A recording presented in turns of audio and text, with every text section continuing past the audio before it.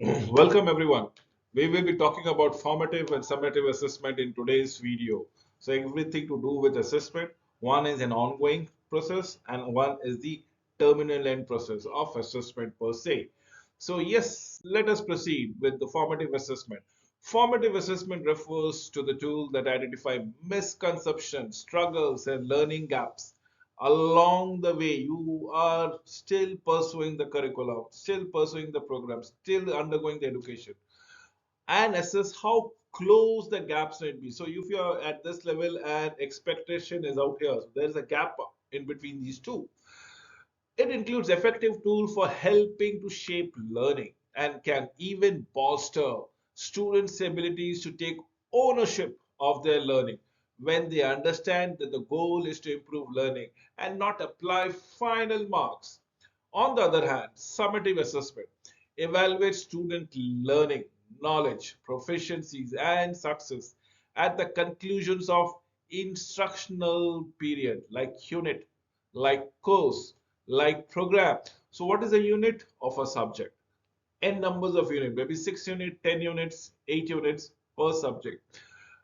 Course is first semester, maybe 6 semester or 8 semester comprises a course. For each course is for the culmination of the program. So a program is made up of courses. A courses is made up of subject, which is further made up of units. Program is how well you achieve the whole holistic approach to the completion of the curriculum. Summative assessment, remember, are almost formally graded and are oftenly heavily weighted thereby. Allow me to give you some examples of formative and summative assessment. Formative assessment is in the class. Remember, it is during the classes discussion. Click a question as on when on basis. What have you understood? What is this terminology? Define such and such things. Low stake group work, absolutely, in a group of 3, 4, 5 assignments, modalities, presentation, project works, a slow scale, small scale project works, weekly quizzes, or periodic test, and so on and so forth. It can be a monthly quiz, monthly test, formative test, periodic test, 1 minute reflection assignment, an extempo to be given on a topic, homework assignment, which you are supposed to do it and complete during and present it during the next class, and the survey thereby. These are essential examples of formative. So what are the examples of summative? Is instructed creation exams, as in MCQ, as in short answer question, answers and long essay questions, as in anything that leads to experiments. Then we have those standardized tests, the final projects, maybe an individual projects altogether, final essay, as in the dissertations, which reflects a completion, holistic completion of a topic, final presentation, final reports, and final grades thereby. And that is what we are trying to look forward. So there are three types of assessment: diagnostic, formative, and summative. Diagnostic will give you what is going right or wrong. Formative during the courses, as in to identify the gaps, and summative at the end of the courses per se. Allow me to give you the elaboration of diagnostic. Diagnostic assessment can help you identify the current skills of the student, the current knowledge of the student, their capabilities, and to clarify misconception before teaching takes place. Just now, let's say, knowing students' strengths and weaknesses can help you to better plan and manage your lesson plans accordingly of what to teach, and most importantly how to teach. This is what diagnostic assessment will tell it to you. Types of diagnostic tests: pre-test, as in the content, as in what you know about it, and the abilities, what is your understanding perhaps. Self-assessment, identifying the skills and competencies. Then we have the discussion board responses on content specific prompts. Next would be interviews, brief, private, 10 minutes interviews of each component, each module. Types of formative assessment. The second types of assessment is observation in the during class activities of the student, verbal, non-verbal, facial, behavioral expression during a lecture, homework exercises, review of exams, of a class discussion, reflection of journals that are reviewed periodically during the semester, question and answer sessions, both formal, planned, and informal, which is spontaneous.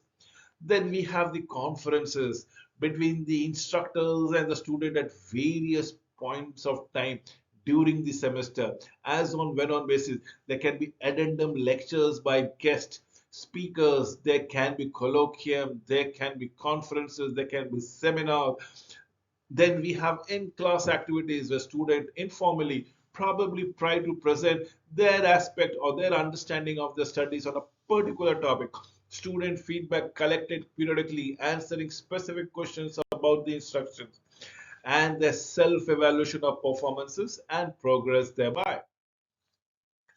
Then comes the types of summative assessment. This is all about examination, which may be major and high stake examination because this will be heavily weighted and graded and probably mentioned in your qualifying certificates. Final examination is a truly summative assessment of the pros and cons of the performances of the students during the curriculum, during the program, during the course. Term papers are draft submitted through the semester would be formative in assessment, but essentially ends up become a part of your summative assessment. Project phases submitted at various completion point could be formatively assessed. Then we have portfolio could be assessed during its development as a formative assessment. Performances, student evaluation of the courses, teaching effectiveness, and the instructor's self-evaluation. The instructor's understanding of how good, bad, ugly the performance of the student participants are doing thereby. So yes, this is the terms of your, or should I say the types of your summative assessment. Let me give you, before winding up this particular video, the differences between summative and formative assessment. Remember, I'm just going to match it or probably segregate it on basis of timing, purpose, frequency, impact of teaching and scope. Let's say on the timing part, formative assessment is always ongoing during the courses. Summative at the end of the unit, at the end of the semester, at the end of the academic year, and so on and so forth. So it's at the end and not during. Purpose, let's say assessment for learning. This helps you to understand what you are doing good and where there is a lacuna. Summative assessment doesn't helps you. It just gives you a feedback of how good or bad you are.